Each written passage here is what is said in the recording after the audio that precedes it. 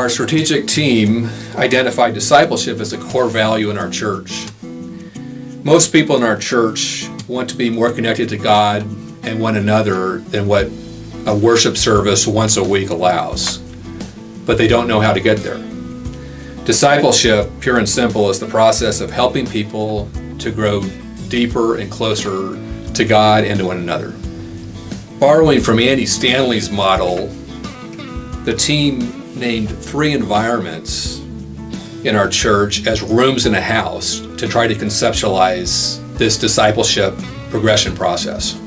The first room that people access in our church is the foyer. That's the new people who come into our church to check us out to see whether they want to be part of our community. Some people then move on to the next room, which is the living room of our church. The living room is where people form friendships with one another. Some of those people then move on to the kitchen of our church.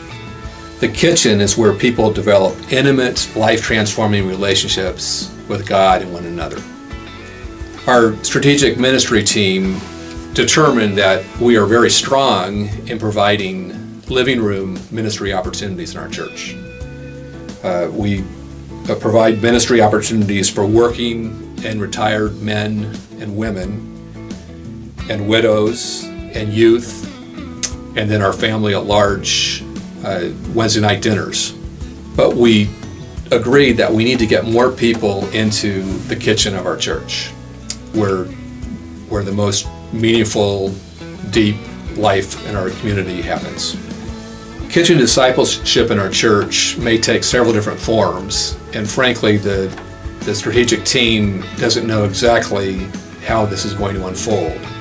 But one of those forms would most certainly be helping people to get involved in different service opportunities in our church based on their gifting in a way that they're not serving right now. Another way that this could manifest itself is in small discipleship groups, where people would form groups of 3 to 5 people to be able to dig deeper in their relationships with Jesus and one another. Some of these groups might be open-ended for people to check out whether they want to become involved in these types of groups, and they would be for a shorter duration. Other groups might be closed and would last for 10 to 12 months, and each of those groups could then determine how long they would like to continue on together.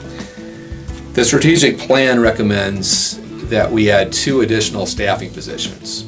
The first one is an assimilation director, and the assimilation director would help people to be able to plug into our church and service and to form small discipleship groups if they wished, and in so doing would help people to get into the kitchen.